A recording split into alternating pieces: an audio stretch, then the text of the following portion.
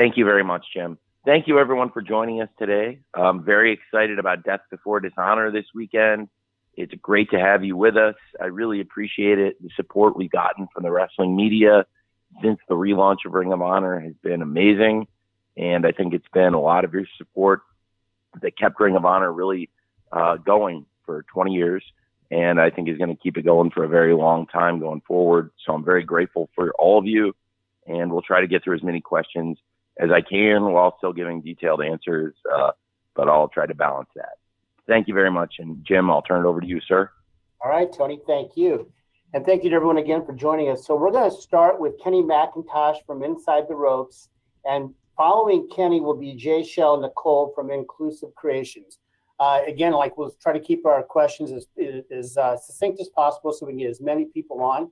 But that said, we want to, obviously, we want you to ask the questions you want to ask. So let's keep all that in mind, and we're up and running. Kenny, you're up. Hey, Kenny.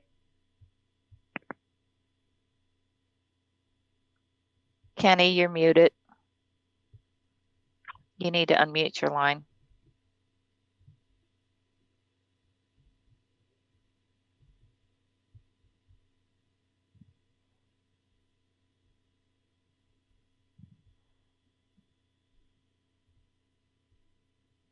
Kenny, you're still muted.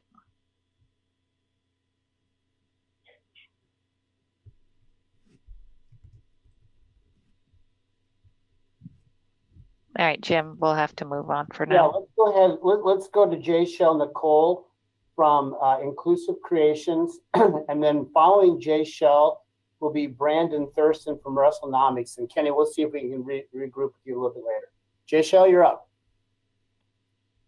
Hi, Tony. This is Jay Shell from the Late Night Grin, SC Scoops, and Wrestle Purists. I'm so excited for this weekend show. I will be there live, and I can't wait. But I do want to ask about the ROH roster. We've seen some crossover between AEW and the ROH roster, and I'm looking to see if you have an ideal size for the roster, or if you're looking to just have AEW stars bounce from ROH, or have people even sign to ROH individually.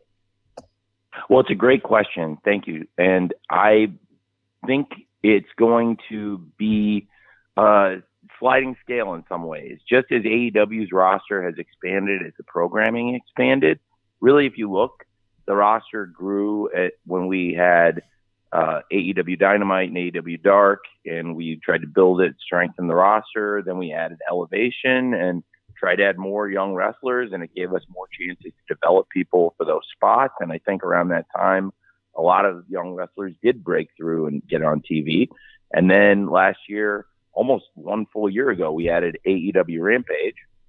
And with 3 hours of television compared to 2, then had to build and strengthen the roster more. And so with Ring of Honor, we haven't got the weekly TV going yet. I say yet because it is something that is important to me, and I really think we will get a weekly Ring of Honor show, but I'm not going to do it until the distribution deal makes sense and is right for everybody.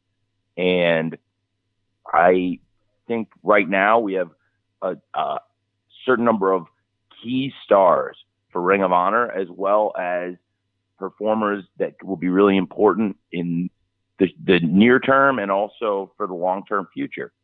Some developmental stars for the future, as well as some of the key stars to the history of Ring of Honor signed up. So I think right now it's not the biggest version of the roster, and I would expand it and add more people. And because right now, most of what you see with Ring of Honor is taking place either on these big pay-per-view events like we saw with Supercard of Honor and now Death Before Dishonor this weekend, and also wrestlers being involved in events with AEW, the 2 companies that I'm the owner and CEO of, and also with companies that we work with, like, for example, New Japan Pro Wrestling. So I think right now is not the biggest version of the Ring of Honor roster. It would probably expand once the TV gets going, if that makes sense. Thanks, Jay Shell. Next up is Brandon Thurston from WrestleNomics, and I'm going to follow Brandon with a write-in from Kenny McIntosh who couldn't get through. So I've got Kenny's question. Brandon, you're up. Tony, thanks again for your time. Hi, Tony. Thanks again for your time. Thank you. Thank you, man. Maybe this will be a little bit redundant to what you just said, but we've seen Ring of Honor storylines built up towards this pay-per-view on AEW TV. I was wondering if you could tell us maybe an update on a weekly TV show for Ring of Honor. You've talked about having discussions with Warner Brothers Discovery. I'm wondering if WBD is the only possibility we should be thinking about when it comes to a weekly Ring of Honor TV show, if there's other media conglomerates you're talking to, or even your own streaming service. Sure. Well, I have talked to Warner Brothers Discovery, and I'm continuing to talk to Warner Brothers Discovery about it. I have worked with them now to get Death Before Dishonor on Bleacher Report, where it will be available this weekend. I think that's a really positive step. It's the first time Ring of Honor has worked with Warner Brothers Discovery, and I believe it's going to be one of the biggest pay-per-views in Ring of Honor's history. So I spoke to them yesterday, and they're really excited about this event, and there's been good pre-ordering. It's different pattern than AEW, but for Ring of Honor, this is going to turn out to be one of the strongest shows in their 20-year history of producing events.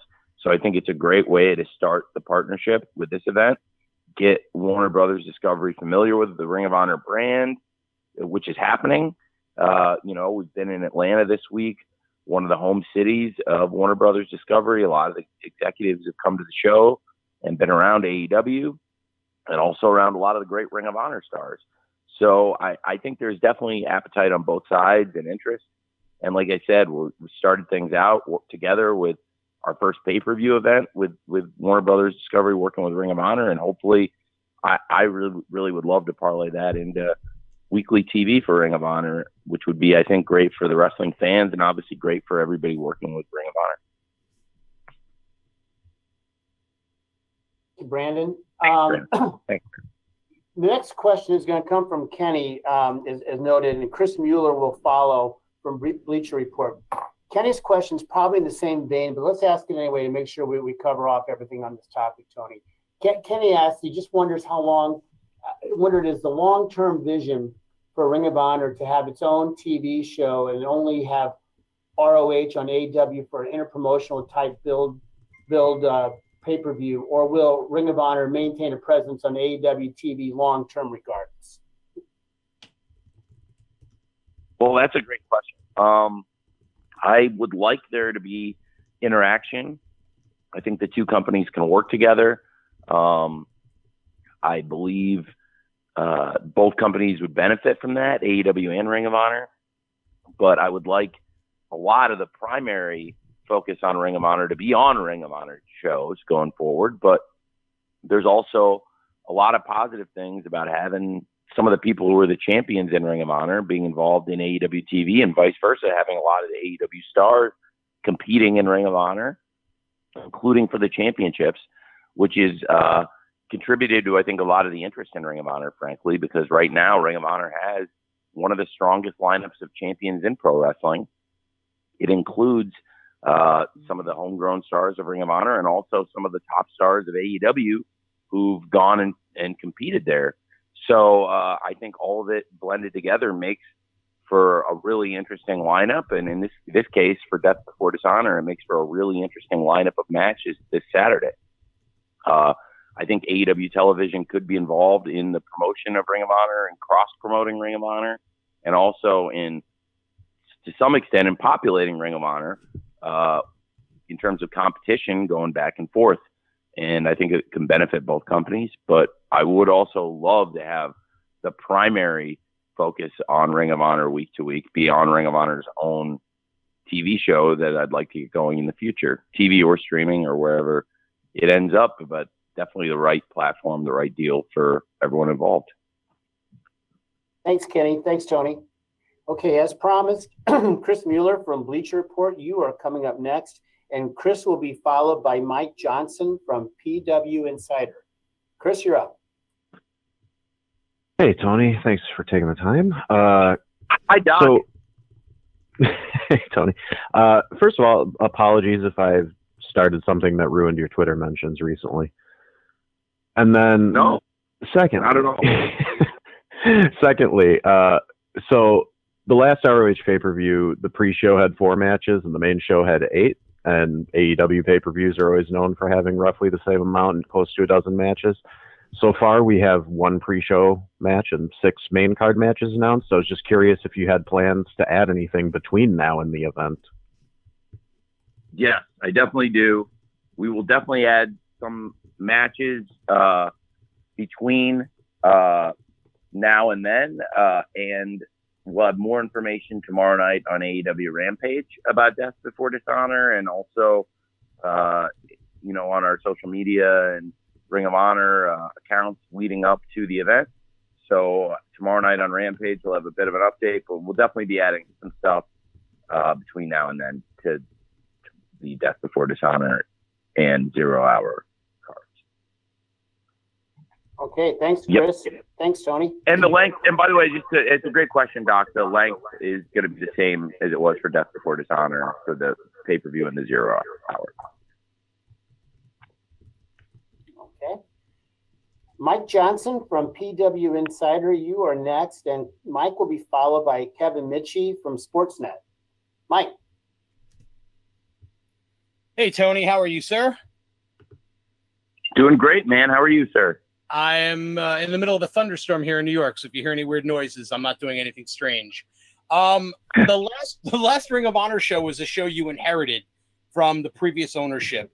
So I'm curious, and you had mentioned... Well, I don't think that's fair. I my friend, I don't know if that's fair to say, because they had started working on it, but I was under no obligation to actually do the event, and It was something I was excited to do, and also I ended up putting most of the card together. So I was really proud of it, and I thought it was a great opportunity, rather than wait a long time, to keep Ring of Honor in the public eye, to celebrate the 20-year anniversary of the company, and how excited we all were about the transaction going through. So I didn't feel like I got, it was definitely something that they had put a couple of the pieces in together for, but to be honest, probably one of the biggest pieces of the show was FTR versus the Briscoes, and that wasn't going to happen if I didn't put FTR in. So I didn't feel like that, just so you know. I was really excited to do the show and wanted to do the show when they started working on it, but it was something that they had, to your point, they had started working on. Okay, so my question is, you had mentioned sort of wanting to almost have a ECW One Night Stand feel to Supercard of Honor to kind of pay tribute to the past of the company. I was curious, how different is your approach to putting together the card, booking the card, and what you want your vision of Ring of Honor to be going forward, starting with this show? How different is the approach this time around versus Supercard of Honor? Great question. So you're totally right about how I felt about that show that was a transitional show into a new era. This next show is different. I mean, we're still in a transition, but now I believe people know a lot more what to expect. I think we gave people a feel of what the new Ring of Honor is going to be, and a lot of it is very similar to the old Ring of Honor and echoes the old Ring of Honor, whether it's the familiar voices of Ian and Caprice and Bobby, or a lot of the great wrestlers you saw up and down the card, on the main card and the 0 Hour. And I tried to keep a lot of things consistent. One thing, if anybody was going to ask the Cubs fans question, the great Lucha blogger, I definitely am going to bring back the Ring of Honor Pure Scoreboard for the pay-per-view for Yuta versus Garcia. It's a great point.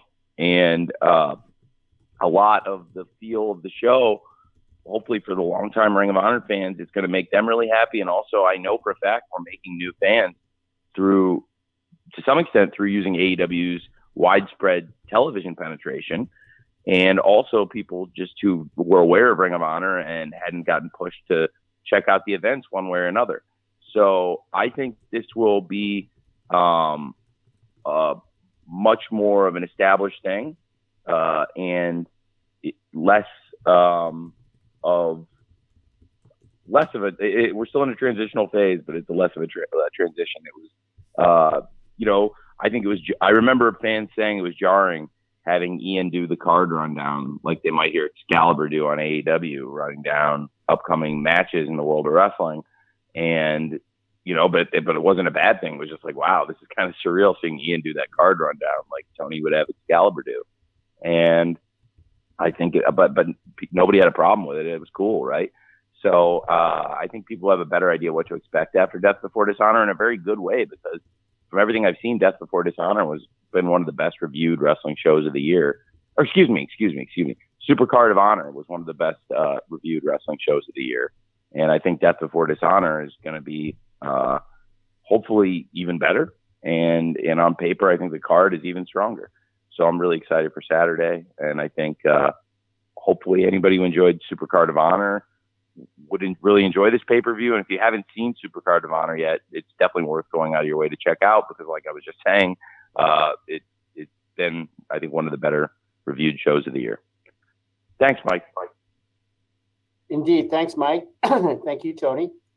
Kevin Mitchie from Sportsnet, you are up next. I'm going to follow Kevin with a write-in question from Ricardo St. Vilas from the Mixed Tag Show.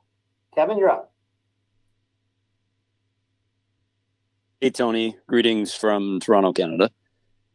And hi. Hello. I was just going to ask you about Ring of Honor touring, and if there was an idea in your head about whether you wanted to do independent touring with Ring of Honor, or if it would be kind of a soundstage sort of thing, shooting weekly TV, should you get a deal. And if you tour, would you want to hit big cities, or would it kind of be focusing on smaller cities throughout North America? And I say North America because maybe that would include Canada. Yep. It's a great question. I suspect that there are a lot of great venues that we could tape at. You know, people have brought up Universal Studios. I think it's been great for AEW Dark. That could be good, but on the other hand, it could be good to keep it distinguished. There are a lot of great venues that would be good for it across the country, and I'm open to that. So I could see doing tapings, but I could also see sometimes doing, some bigger venues. And also, obviously, we've run, some big arenas for the pay-per-view events, and I'd like to keep that going. The two events we've done so far, Supercard of Honor and Death Before Dishonor, are also two of the biggest gates Ring of Honor has done. And probably about 90% of the tickets we sold for Supercard of Honor were after we announced the purchase and after I started putting matches on the pay-per-view.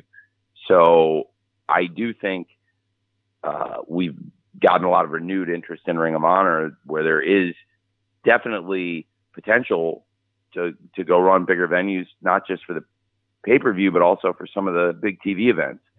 So that's something to keep an eye on. So I wouldn't just say I'd be committed to only doing one fixed thing. I think we could, look at a number of different venue types for Ring of Honor. And so far we've been able to draw bigger crowds for Ring of Honor for our first two shows than, most Ring of Honor shows in their 20-year history, other than a select few. So I think that bodes really well going forward also for the brand. Thanks, man. Thanks, Kevin. As promised, I've got a write-in question, Tony, from Ricardo St. Vitas of the Mixed Tag Show. Ricardo's question is, with Ring of Honor and AEW working under your umbrella, is there a possibility of a hybrid six-man titles or women's tag team titles that is featured on both shows? Well, the titles, I think, are going to be kept separate. I wouldn't have a hybrid championship or any hybrid championships, I think, between AEW and Ring of Honor.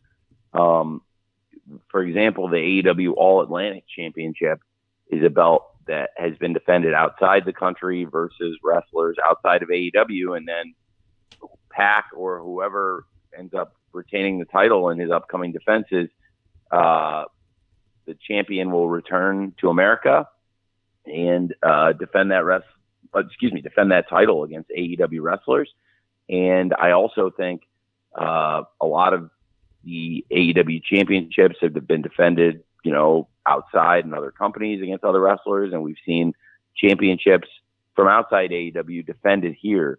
But as far as having a hybrid championship between two companies, I probably would not do that, but I would have the champions of AEW and Ring of Honor continue to fight each other in their respective companies and in other companies like New Japan Pro Wrestling and other companies we've worked with, AAA, and a number of others.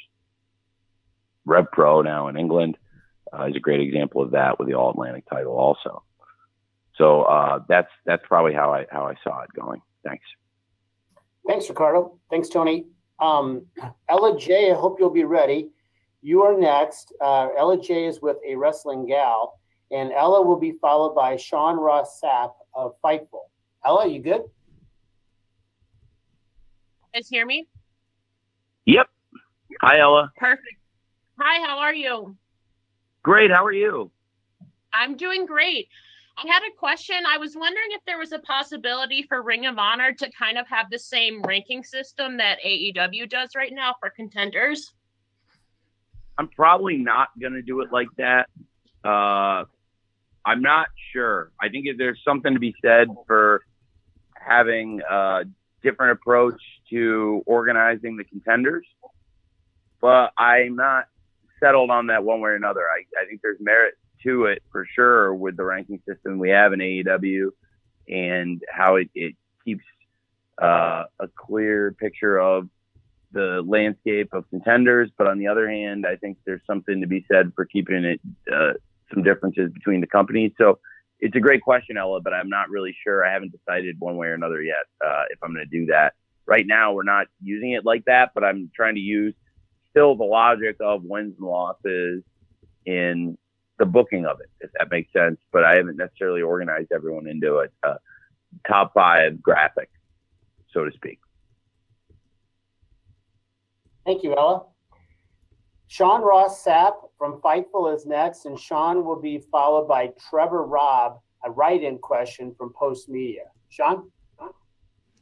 Hey, Tony, we've heard about several wrestlers that are signed to AEW via ROH and maybe some contingencies there. Are there any talent that we don't know about that are actually signed to the company that have been used, maybe aren't on TV at the moment, that you have signed to full-time deals with ROH?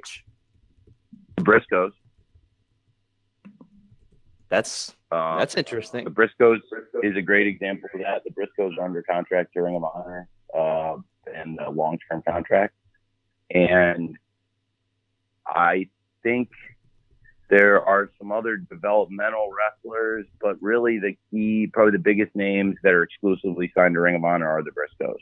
And they are some of the biggest names in Ring of Honor history. They're Hall of Famers. And there are some others, but I think that would be a great example of a key act where they haven't really appeared in AEW yet, but they are signed to Ring of Honor and to me. Thank you, Tony. Thank you, Sean. I've got a write-in question here I'm going to read, and then I'll have another, we'll call on somebody after Tony answers this question here from Trevor Robb from Post Media. Trevor asked you, Tony, AEW has a plethora of newly designed championship belts, the evolving TNT title and the brand new All-Atlantic title. Will we be perhaps seeing new championship belt redesigns for our Ring of Honor titles?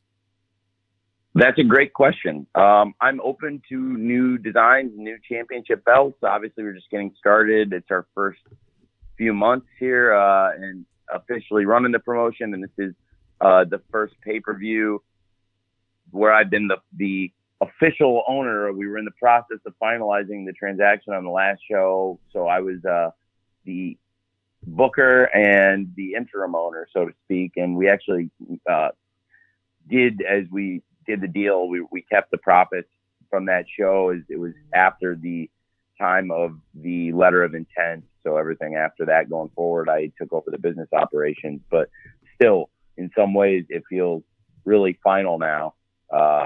Not having any obligations under the offer sheet, the term memo, anything like that. It's all done, closed, and so it's pretty exciting. We'll see. But yeah, going forward, we'll have to think about that. Very good. Thank you, Tony. Thanks for the question, Trevor. Okay, Mike Mcguire from TSN Radio is up next, and Mike will be followed by Sean Radican of PW Torch. Mike, you good to go? Tony, how are you? I'm doing great. How are you? I'm mad at myself actually, because after hearing 10 other people ask you how you are and still hearing you say you're great, I was like, come on, don't start with that. But that's where we're going. You not want to? I mean, I am doing pretty great. I feel very good and very blessed. It was a good night for us last night to be here in Atlanta, one of the homes of pro wrestling and one of the homes of Warner Brothers Discovery. So I'll give you the longer answer when you ask me how I am. I'm really great. It was really nice to see so many of the folks from Warner Brothers Discovery last night here with AEW, and now they're also supporting us with Ring of Honor. And for them to be talking to me about Ring of Honor is kind of surreal, to be honest with you. Because just a few years ago when we were getting this thing off the ground with AEW, and now here we are doing Ring of Honor together. So thank you for asking, and I'm doing great. Awesome. I appreciate that. So sticking with the topic at hand, you're obviously the pay-per-views this weekend. Like you said, it's your first one outside of anything that was pre-promoted with the previous ownership group. Now that the ball is firmly in your hand, there's nobody else touching this thing. I guess, how are you feeling balancing this show out with everything else that AEW has been doing? Because you've done some great cross-promotion with Impact Wrestling. You've done some great cross-promotion with New Japan Pro Wrestling. And now you're going to be focusing on two of your brands. Is it still easy for you to prioritize these two, or is it still kind of up in the air? We're going to see how everything lands at this point. I feel great about it. I really am enjoying it. And I think it's been great for both companies, especially at a time when AEW got hit with some injuries. I think it was really valuable to have somebody like Claudio Castagnoli step in, and who's not only one of the great legends of Ring of Honor, but also has come in and been a top star in AEW and been in some of the biggest matches in AEW already since he arrived, and some of our biggest events in a very short time. And now is going on to challenge for the Ring of Honor world title against Jonathan Gresham, who's very important in Ring of Honor's history. And, you know, to have two legends of Ring of Honor, I think it's fair to say, Claudio Castagnoli and Jonathan Gresham, two wrestlers who've held championships but have had really different paths in Ring of Honor. And, you know, Jonathan Gresham has done something and accomplished something that Claudio never has in pro wrestling. Claudio's done all these great things, and he's always talked about as a wrestler's wrestler, and is definitely one of the most respected athletes in this business. But he has yet to ever win a world championship in pro wrestling. And it's something that's eluded him everywhere he's gone. And Jonathan Gresham has not had that problem. Jonathan Gresham's been a great champion for Ring of Honor and has continued to be. And I think it's a great example of trying to integrate a wrestler from Ring of Honor into the AEW programming. I've enjoyed the matches he's had in AEW, and I've obviously loved the matches he's had in Ring of Honor too. And I think it's going to be a great match, a great clash of styles in some ways, but on the other hand, two similar styles in some ways from two athletes who are very differently physically built. And I'm really looking forward to Ian and Caprice calling this. I think Ian did a great job putting some thoughts down, not exactly on paper, on Twitter, put some long thoughts down and long form thread breaking down some of the physicality, some of the psychology behind Claudio versus Jonathan Gresham. And that's one match I'm interested in particular. And I also think it's a great example of the roster of AEW and the roster of Ring of Honor having some fluidity. And then there's some wrestlers from AEW who have never, probably would never appear in Ring of Honor. And also now we've had some wrestlers from Ring of Honor who are exclusive to there. So right now, I think it's been a good pattern for everyone. Thank you, Mike. If that makes sense. Thanks, Mike. Sean Radican from PW Torch is up next, and Sean will be followed by Stephanie Francombe from Steel Chair. Sean? Hey, Tony, how are you? I'm awesome, man. How are you, Sean?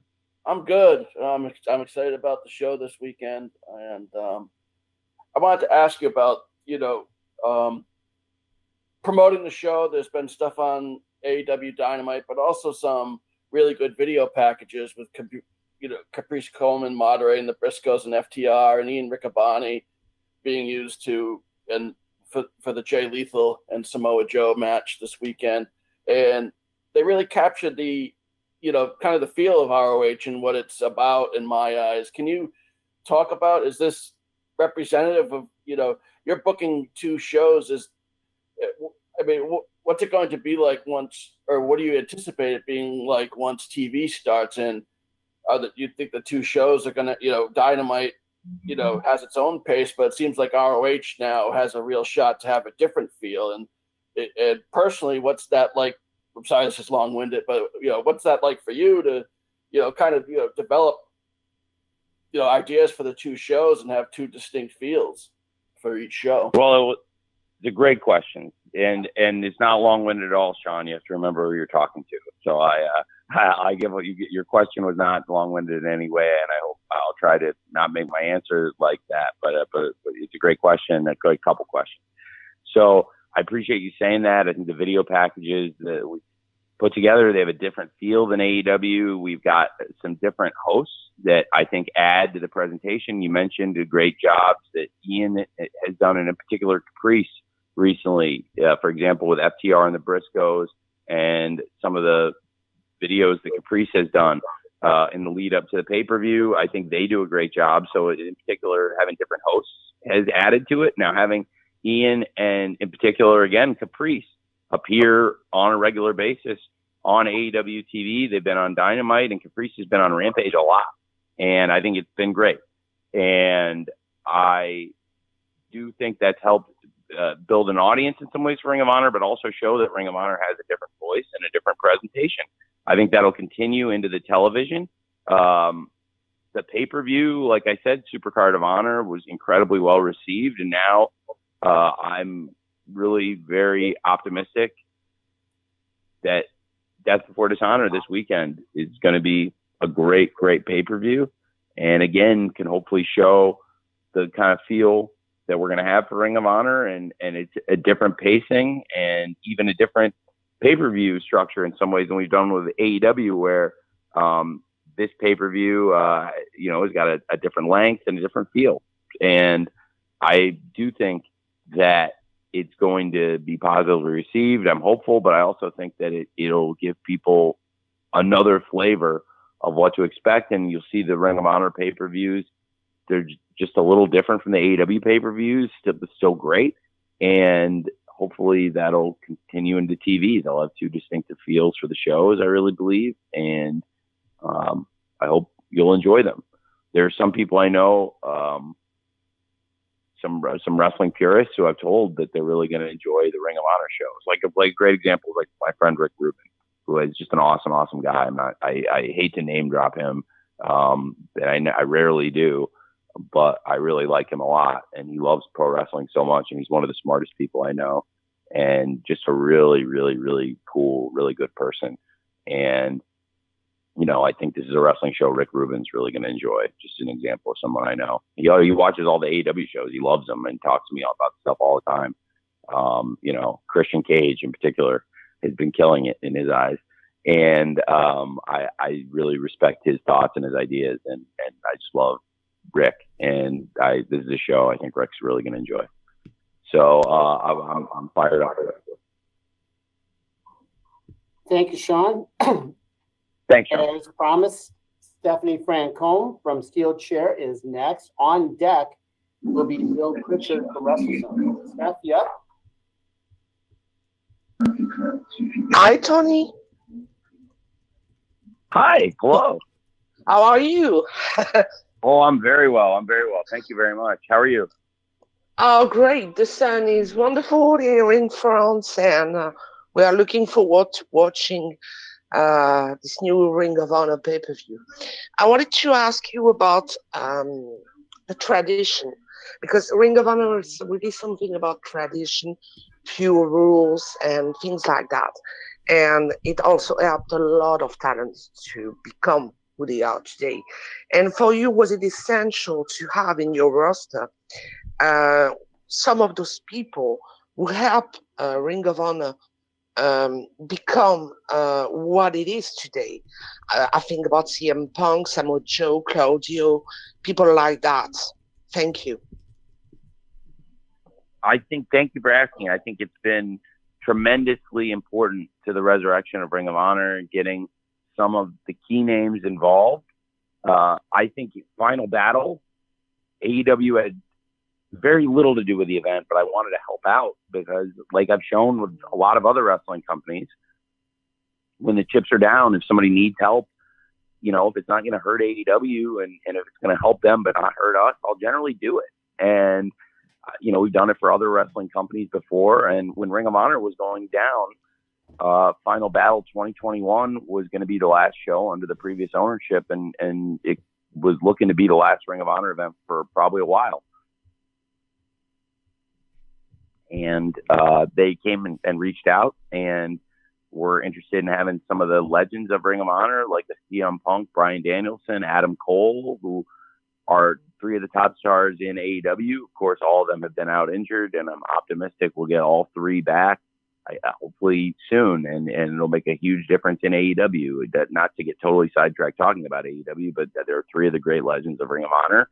And at the time of Final Battle, they were all on fire in AEW. I mean, in December, like, that's the stuff that was carrying us into the TBS era. The three programs that really got AEW through from TNT to TBS transition, in my opinion, and really just looking at the data, were the CM Punk versus MJF, the Hangman Page versus Bryan Danielson, and the Orange Cassidy versus Adam Cole programs, which all three did great every week. And Punk, Danielson, and Cole at the time, huge part of the AEW TV every week, but also three legends who had very different careers and had huge accomplishments, each of the three of them in Ring of Honor. And of course, Punk and Danielson are two of the original four Ring of Honor Hall of Famers in that inaugural class. So I was happy to have them do the video packages. And I think it did add a lot to the presentation of Final Battle to see a lot of those stars talking about how Ring of Honor was important to them. They also, as has happened so much in all sports, including pro wrestling, their show got disrupted by COVID and they needed a replacement for a main match on the show. And so Jay Lethal is another one of the greatest wrestlers in Ring of Honor's history. And he was in AEW. It just started with us. And I sent Jay Lethal to work that show, which is now very fitting because here's Jay Lethal in the new Ring of Honor.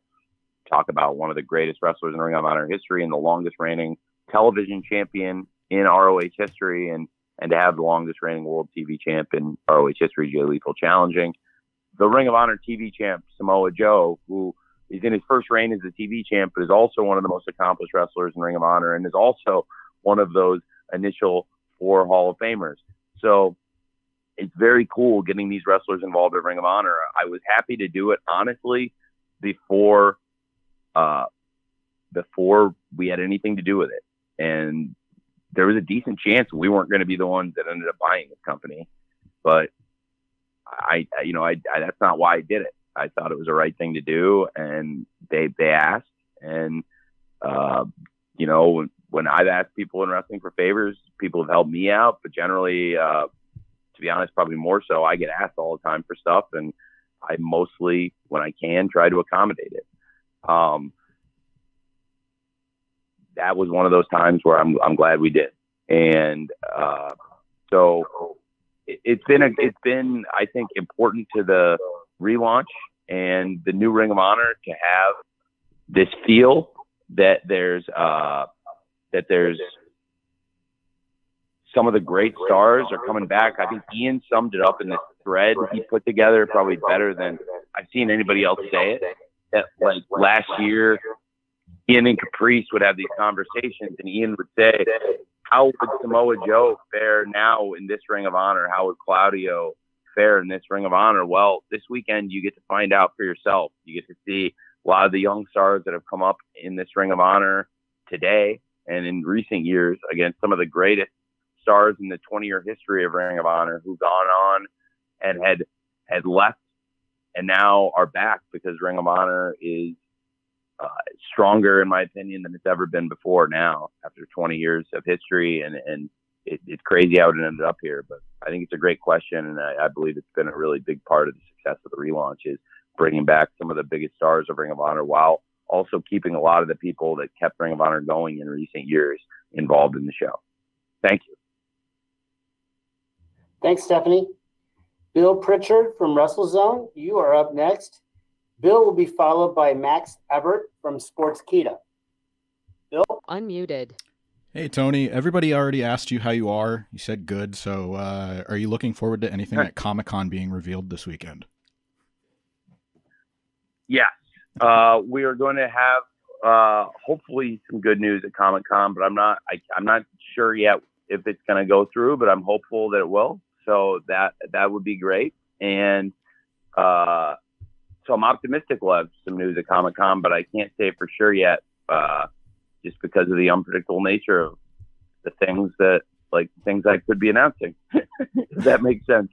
Yeah. I want to be there. It's hard, but in some ways it's why we have such a great team. I would 99 times out of 100 be there with a group at Comic-Con. The only time for AEW that I haven't been able to go to is because there's been something else going on with AEW, which is a good thing. I've done every TV show we've ever done. Every dark match that's ever aired, I was there. And at least in the building, even though if it was an elevation or dark before a show, I might be running around doing a pre-tape or putting something together for Dynamite. But I've been every Dynamite, every Rampage, every event we've done, I've been there. And I want to be there for the Comic-Con, but of course it's the same day as Death Before Dishonor. So it's a great question if AEW and Ring of Honor, either company will have anything to announce at the event. Ring of Honor, I'm not so sure. I think we're going to be 100% focused on Death Before Dishonor on Saturday. AEW will have a presence at Comic-Con. Of course, some of the wrestlers there are some of the legends of Ring of Honor too. And I'm optimistic that they could have some good announcements there, but they would probably have more direct impact and influence on AEW than they would on Ring of Honor, to be honest, if that makes sense. Everett from Sportskeeda is next, and I will follow Max with a write-in from Sebastian Diaz from Sonar FM in Chile. Max?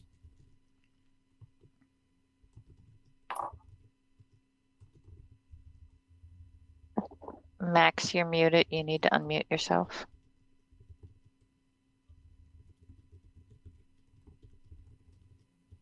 If you click the green microphone or the red microphone that's on the dashboard. Thank you, Rob.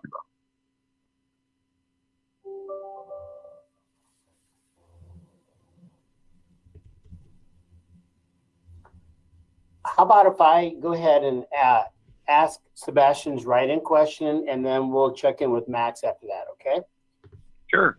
So here's the question, Tony, from Sebastian Diaz from Sonar FM. It's a pretty simple question. What do you see as the main differences? Can you describe the main differences between AEW and Ring of Honor? Oh, it's a great question. Well, they're very different promotions. Ring of Honor has been around a lot longer and has a more established history in some ways. Ring of Honor has been around now for over 20 years, whereas AEW, we've only been around for about 3 years. Ring of Honor has some different rules. For example, there's a heavy emphasis on the Code of Honor. It's a different presentation. And again, just when you have a different history and a different presentation, some of that is intrinsic. It's hard to put a finger on how it's different, but it's just different. And so they're different companies with different feels. Some of the great stars of both companies are the same. Like CM Punk is one of the most important wrestlers in both companies' history. Bryan Danielson's a very important wrestler in both companies' history now. But those histories are very different. And also the sizes of the companies. AEW has risen further and faster than any wrestling company in recent history. And, I can get into many debates about the business of this stuff, but the bottom line is the numbers, the numbers we've done on pay-per-view and live attendance are the things that probably translate historically the best, because they're not going to be impacted by the cord cutting or the fragmentation of cable or various other factors. But I think when you look at the live attendance numbers AEW has done in our first 3 years and as of today in 2022, and the pay-per-view numbers that we've done and continue to do that have been stronger than ever in the past year, nobody's really done those numbers outside of WWE in this business since WCW. WCW at their peak at the peak of the wrestling business, it had done bigger numbers, but I would say in the early to mid 90s and the late 90s into 2000, the numbers we're doing are very consistent with numbers WCW did. And that was a huge part of the wrestling business. Now, when the wrestling boom really got going, I think the place of WCW in history is historic and it's very different. But the business we're doing right now is also significantly stronger on pay-per-view and the revenue higher and the live attendance higher by a wide margin than WCW in the early to mid 90s and frankly into the late 90s and early 2000s. So I think AEW's place in wrestling history is pretty significant because AEW should be known as being the strongest challenger promotion, the strongest wrestling promotion other than WWE. That's why I say it's a challenger promotion, but I'm just spelling out who the person you're challenging is when you're competing in the wrestling business in North America or the world. And I think AEW, it's very fair to say, is probably the strongest challenger brand in wrestling in 2 decades. They're very different promotions. Ring of Honor had risen to great heights. And I think when we purchased them, it would be very fair to say this was not the high period for them. And what's really exciting now is just in a few short months that I've been booking the shows and that we've been working with Ring of Honor and AEW together, we've seen more interest in Ring of Honor than there has been in many years. And I would say right now, it's very fair to say it's the peak of interest in Ring of Honor. This will be the strongest back-to-back pay-per-view performances in Ring of Honor history by far. And these are two of the biggest live gates that Ring of Honor has ever done for these 2 cards. This one is bigger than the last one. And, there are still tickets available. They're in Massachusetts, but already the gate we've done would be up there with the best Ring of Honor shows. So it's different expectations. They're different companies. They have a lot of the same fans, I believe, but they have their own fan bases. There's fans of each company separately, and that's great. But the more of them that we can make fans of each other, that's a real positive thing, I think, for both businesses. And there's synergies between these 2 businesses, AEW and Ring of Honor, that exist. So synergy is a word that I learned you hear the word synergy thrown around a lot, but I don't actually think everybody who hears the word knows what it means. So I bet 95% of you know what the word means, but I guarantee you there's going to be somebody I'm about to say this to on this media call that didn't actually understand what the word meant. Synergy is when you have 2 things separately, say peanut butter and jelly, and they're great separately, but when you put them together, they're stronger than just A plus B. Like the combination is better than what it should be in many ways. And so the synergies of them together are stronger than they would be separately, or if you just add to them together. A plus B as a compound is stronger than just adding up A and B. And I do think that's AEW and Ring of Honor. Great examples of this are the library of content under my ownership now is so much bigger than it was before. AEW's produced very, very high-end slick content, very high production values, and Ring of Honor, I think, has produced a huge volume of content, and now the production values, I think we've made them stronger. I think Death Before Dishonor is going to look better than a lot of the Ring of Honor shows had historically, and I want to make Ring of Honor feel like a very major league promotion without completely changing the look and feel of everything they've done in 20 years, but also trying to catch Ring of Honor up in many ways to AEW in terms of the commercial success and how strong the production values are while still maintaining the Ring of Honor feel. So it's a lot. That's like I said before when Sean asked a question, I joked I give long-winded answers. That's a long-winded answer, but it's a serious question, and I wanted to give a serious answer. So I hope that starts the kind of answer. Thanks. Very good, Tony. Thank you, and thanks for the question, Sebastian. I've got the question from Max Everett here on write-in, so I'm going to go ahead and go with another write-in here, Tony, and then we'll follow your answer to Max with John Alba from Podcast Heat. Max's question is, given ROH's history with New Japan and the recent Forbidden Door event, could we see a collaboration between the promotions once more? Sorry, Jim, that was can you ask that one more time? Just want to make sure I understand. I'm not sure if the question is succinct here. I think what Max is asking here is, given ROH's history with New Japan and then AEW's recent Forbidden Door event collaboration, could we see a collaboration between perhaps Ring of Honor and New Japan? Got it. Yes, I do think that's possible, and I think all three companies working together is possible. So I definitely believe that. And really, we saw that to some extent at Forbidden Door, that there was some collaboration between all three companies, of course, when there was the winner-take-all tag match with FTR versus Roppongi Vice versus the United Empire. So definitely, I would look forward to more collaboration going forward. Very good. Thanks, Max. I hope I answered or asked your question correctly, Max. Working the dashboard here, so apologies if I didn't. Okay, John Alba from Podcast Heat is next, and we will follow John with Nick Hausman of Wrestling Inc. Jim, thank you very much for your time, and Tony, thank you as well. If you could ask Rick Rubin about his production decisions on AC/DC's Ball Breaker album, that would be great, because I've had a lot of questions about that over the years. So I'll let you take that. It was a very raw approach for the band at the time, and that was like their Beavis and Butthead stage. So I was just curious as to why go raw rather than big guitars, but that's a conversation down the line. So I appreciate your time.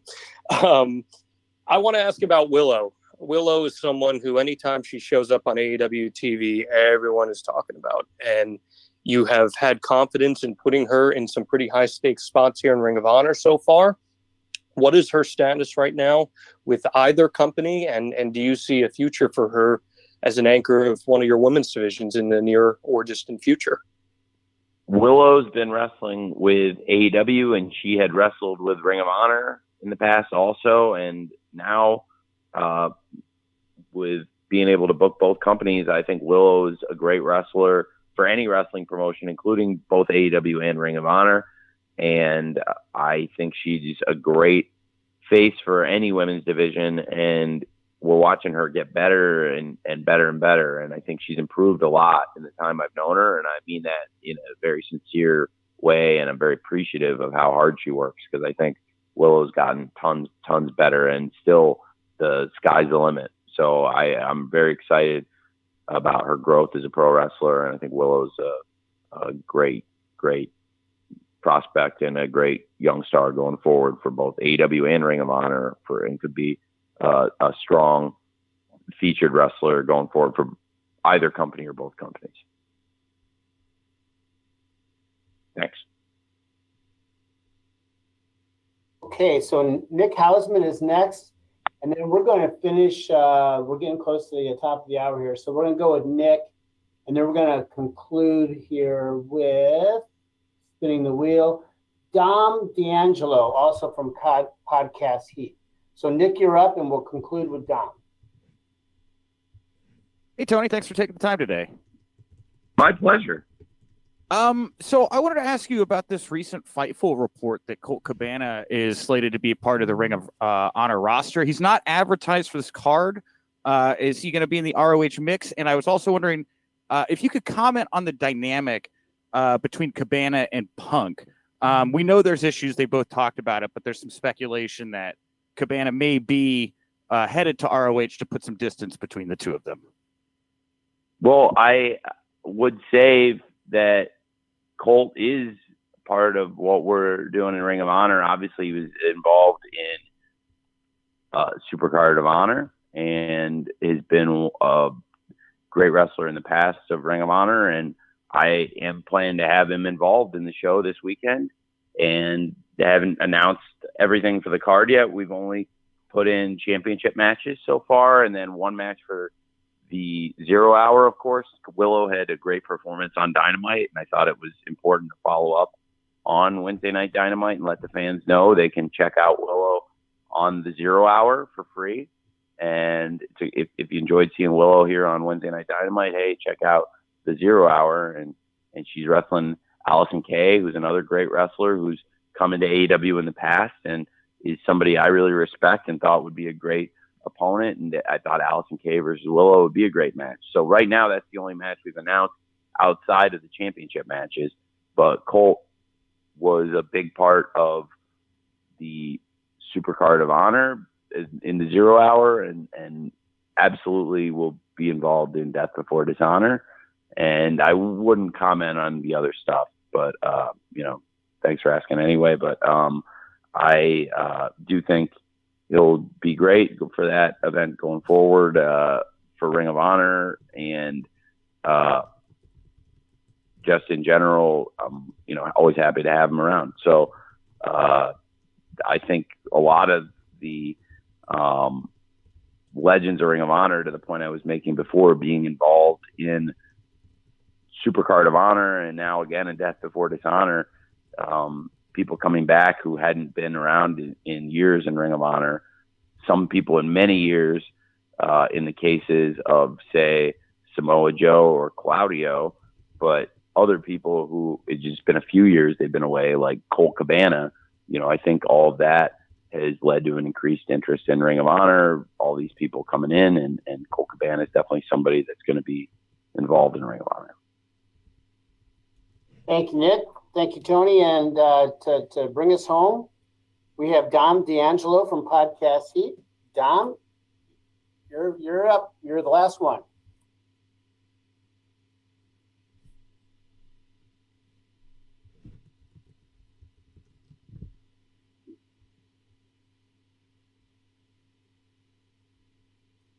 Hello, Dom.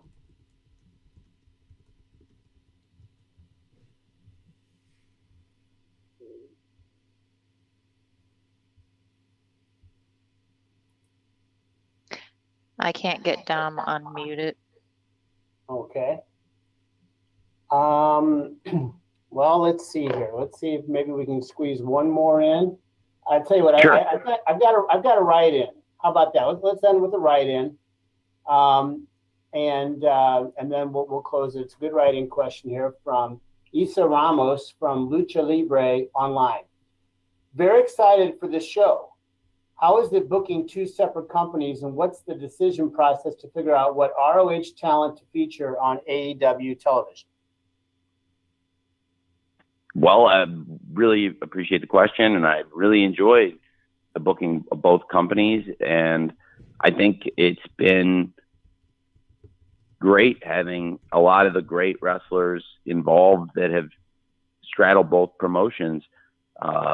In particular, Samoa Joe, before he got knocked out of action, having him being involved in both companies. I mean, he's one of the greatest wrestlers in the world, and certainly a legend in Ring of Honor, and having him involved now in AEW too is great. And I'm really excited about him finally making a return this weekend at Death Before Dishonor, defending the World Television title against Jay Lethal, and what I'm sure is going to just be an awesome match.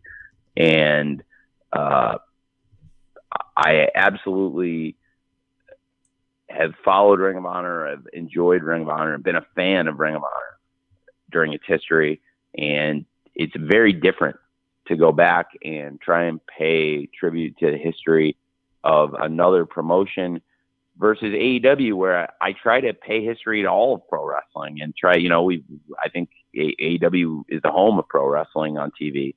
And, whether it's bringing in some of the old legends of wrestling and paying tribute to them, and their past accomplishments, or honoring our own history at AEW, things that have happened in our 3 years.